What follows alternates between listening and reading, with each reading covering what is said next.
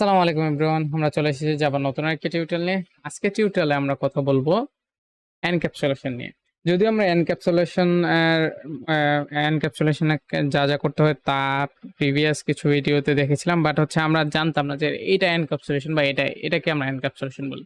তো আজকে আমরা এনক্যাপসুলেশন নিয়ে জানবো, শুধু এনক্যাপসুলেশনটাকেও কাজ করে ওই জিনিসটা আমরা দেখবো।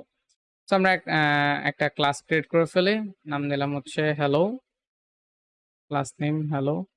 দেন আমরা প্যাকেজটা সেট করে দিই,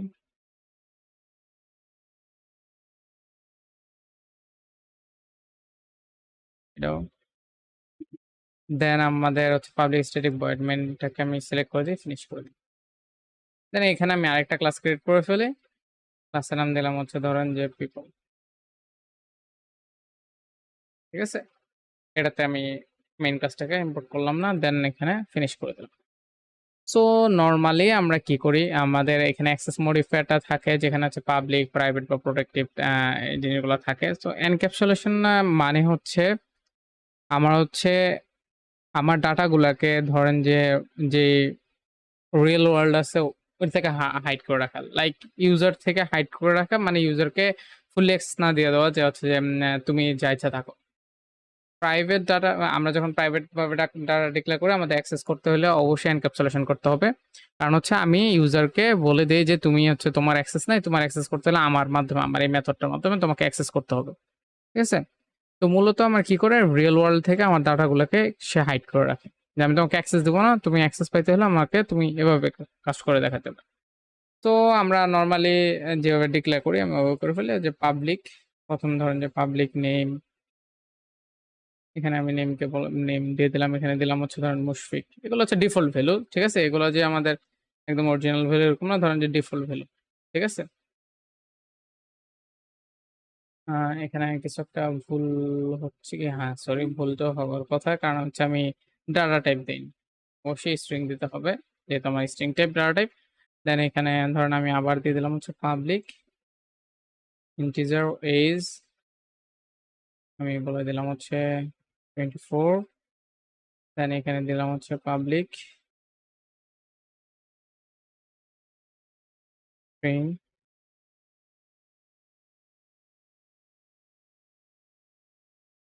এখানে আমি বলে দিলাম হচ্ছে জেন্ডার। ওকে, এখানে বলে দিলাম হচ্ছে মেল। ওকে, আমার এখানে কাজটা শেষ। তো ধর আমি তিনটা ভেরিয়েবল নিয়ে কাজ করলাম। আমার একটা আছে হচ্ছে স্ট্রিং নেম, একটা এজ, একটা হচ্ছে জেন্ডার, এই তিনটা ভেরিয়েবল আছে। তো নর্মালি আমরা এখানে আর কিছু করলাম না। আমি চাইলে এখন কি করতে পারি, হ্যালোতে যদি আমি একটা অবজেক্ট ক্রিয়েট করি, কার, পিপলের। আমি পিপলের একটা অবজেক্ট ক্রিয়েট করে দিলাম। হ্যাঁ, তো এখানে ধরেন যে আমি অবজেক্ট নামে দিলাম মুশফিক ইকুয়াল টু নিউ। তো অবজেক্ট নাম যা খুশি তা দিতে পারেন, কোনো সমস্যা নেই, আমি জাস্ট এমনি দিলাম ওইটাকে। আমি এখানে কনস্ট্রাক্টর বা ডিফল্ট কনস্ট্রাক্টর বা কাস্টম কনস্ট্রাক্টর এসব নিয়ে কথা বলতেছি না, আমি জাস্ট হচ্ছে এনক্যাপসুলেশনটা বোঝাচ্ছি। আপনারা দেখেন, সো আমি এখানে মুশফিক নাম অবজেক্ট ক্রিয়েট করে দিয়েছি। আমি চাইলেই কি করতে পারতেছি, আমার ভ্যালুগুলো আমি অ্যাক্সেস করতে পারতেছি। ধরেন যে আমি প্রিন্ট করতে যাচ্ছি, ধরেন এজটাকে, সরি,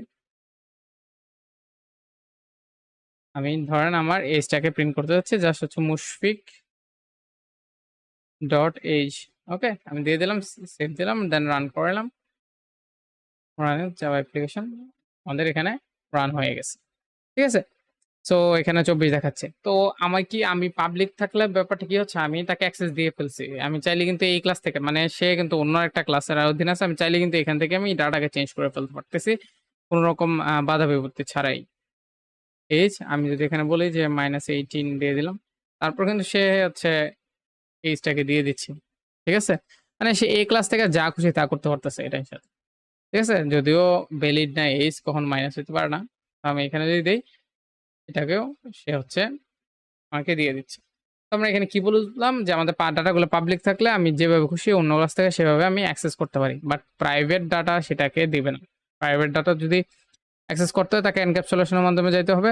মানে হচ্ছে তুমি ইউজারকে সবকিছু দিয়ে দিবা না, ইউজারকে তুমি যতটুকু পারমিশন দিবা সে ততটুকুই নিতে পারবে তোমার ক্লাস থেকে।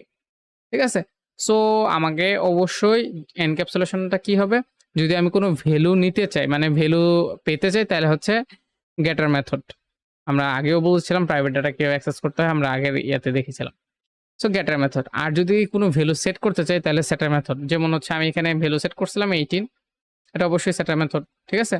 তো আমি তাকে এখানে বলে দিই যে আমার গেটার সেটার মেথড দাও। কিভাবে নিতে হয় মনে আছে? আমরা নিজেরা ক্রিয়েট করতে পারবো, রাইট ক্লিক করে সোর্স থেকে এই যে গেটার এবং হচ্ছে সেটার মেথডে দিয়ে দিলে, এই যে গেটার এবং সেটার মেথড দিয়ে দিলে অবশ্যই চেক মার্ক করে দেবেন সিলেক্ট অল, দেন জেনারেট করে দিবেন। দেখেন যে আমাকে গেটার এবং সেটার মেথড দিয়ে দিচ্ছে, ঠিক আছে? বাট দিলে কি হবে, এগুলো কিন্তু এখনো পাবলিক আছে। সো আমি চাইলে কিন্তু নর্মালি এখনো অ্যাক্সেস করতে পারবো উইদাউট এনি পারমিশন। সো আমি এগুলোকে কি করি, প্রাইভেট করে দিই, ঠিক আছে? Private private private. আমরা যদি এখন ওখানে চলে যাই, ওই ক্লাসে চলে যাই, সেভ করার পর দেখবেন যে আমাকে এখানে এরর দিচ্ছে। আমি চাইলে এই পেজটাকে অ্যাক্সেস করতে পারতেছি না, ঠিক আছে? এখন অ্যাক্সেস করতে হইলেই আমাকে কি করতে হবে, সেট করতে চাইলে যখন এখানে ভ্যালুটা সেট করতে চাইছি আমি এটাকে কমেন্ট করে রাখি, পরে আমি এটা দেখাচ্ছি। আমি এই যে এখানে ভ্যালুটা গেট করতে চাচ্ছি, তাও সে দিবে না আমাকে, কারণ এরর দিচ্ছে, কারণ তার পারমিশন নাই। সে বলতেছে নট ভিজিবল, কারণ আমি তাকে অ্যাক্সেস দেন, তার কাছে ভিজিবল না। মোট কথা যে অ্যাক্সেস করবে তার কাছে ভিজিবল। তো ভিজিবল করতে হলে আমার কি করতে হবে, আমার ওই যে গেট মেথডে সাজিয়ে নিতে হবে। গেট নেম যে মেথডটা আছে, আমাকে গেট নেম, কারণ হচ্ছে আমি ধরেন যে এইজ ছিল এটা, সরি আমি এইজ দেবো এখানে, কারণ এইজ ছিল, এইজ দিয়ে দেখাচ্ছি। কারণ এই যে এখানে দেখেন যে আমাদের এইজ কে অ্যাক্সেস করার জন্য অবশ্যই গেট এইজ, ঠিক আছে? সো এখন যদি আমি সেভ করে রান করাই, এখানে দেখেন যে আমার 24 দেখাচ্ছে। এটা তো আমাদের ডিফল্ট ভ্যালু ছিল। এখন যদি আমি কোনো ভ্যালু সেট করতে চাই, সেট করতে চাইলে আমি কি করতে হবে, এখানে সেট এজ লিখতে হবে, ঠিক আছে? Dot set as. আমার অবজেক্ট তো অবশ্যই লাগবে, ঠিক আছে? অবজেক্ট ছাড়া আমি ইউজ করতে পারবো না। আর অবশ্যই আমাকে কি করতে হবে, সেট এজে আমি জাস্ট ইকুয়াল ইকুয়াল দিলে হবে না, কারণ এটা মেথডের ভিতর দিয়ে ভ্যালু পাস করতে হবে। দেখেন যে আমার এখানে যে মেথডটা, এই মেথডটা এই যে সেট এজ, সেখানে একটা প্যারামিটার পাস করে, সেই প্যারামিটার দিয়ে আমি ভ্যালুটা পাস করে দিয়েছি, ঠিক আছে? তো এখন যদি আমি রান করাই, এই যে আমাকে 18 দেখাচ্ছে। এখন কথা হচ্ছে আমি এখানে চাইলেও এখনো -18 দিতে পারি, ঠিক আছে? কিন্তু আমি এখানে একটা কাজ করতে পারি, যে হচ্ছে তুমি তাকে মাইনাস ভ্যালু অ্যাক্সেস দিবা না, ঠিক আছে? সো তুমি মাইনাস ভ্যালু অ্যাক্সেস দিবা না, আমি এখানে কি করতে পারি, বলে দিতে পারি যে তুমি হচ্ছে সেট করার সময় তুমি এই জিনিসটা ফলো করবা, ঠিক আছে? আমি আমার এখানে আমি আমার ক্লাসের জন্য যে রেস্ট্রিকশন দেওয়ার দরকার আমি দিয়ে দিতে পারি। সো আমি এখানে যদি বলি যে হচ্ছে if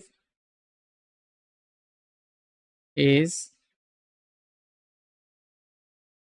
less than equal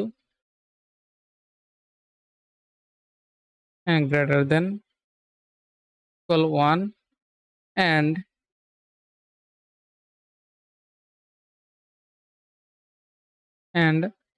is less than equal 100 হয়, তাইলে হচ্ছে তুমি এটাকে অ্যাক্সেস দাও, ঠিক আছে? এটাকে অ্যাক্সেস দাও, দিস ইজ, এটাকে অ্যাক্সেস দাও, ঠিক আছে?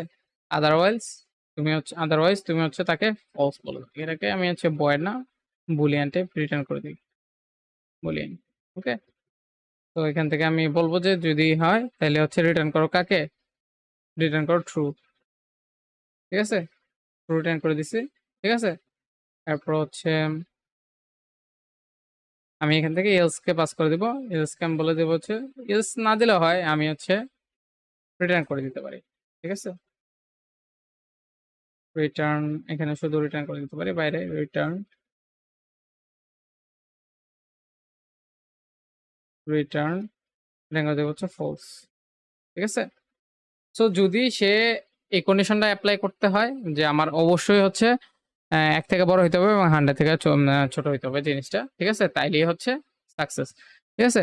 সো এখন কথা হচ্ছে 100 থেকে 1 থেকে বড় না, মানে 1 এর সমান অথবা বড় হবে, আর 100 সমান অথবা ছোট হবে ভ্যালুটা, তাইলে হচ্ছে সে অ্যাক্সেস করবে, নাইলে অ্যাক্সেস করবে না।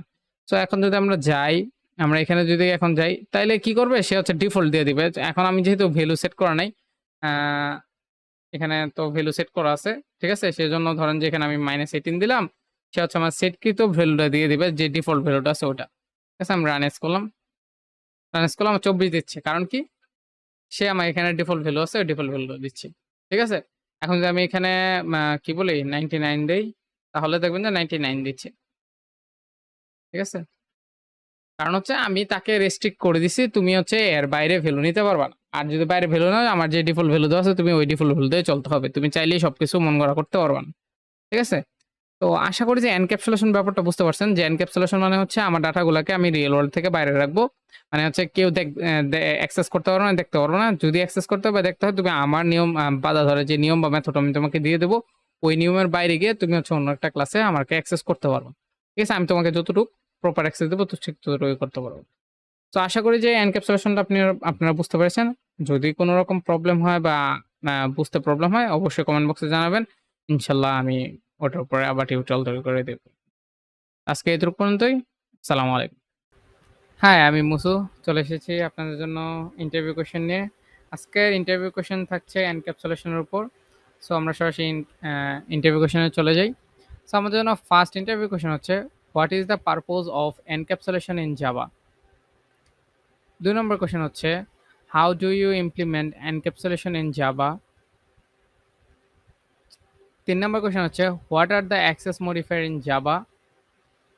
৪ নম্বর কোয়েশ্চেন হচ্ছে, how does encapsulation contribute to code maintainability and reusability? ৫ নম্বর কোয়েশ্চেন হচ্ছে, how does encapsulation differ from abstracts and inheritance in Java?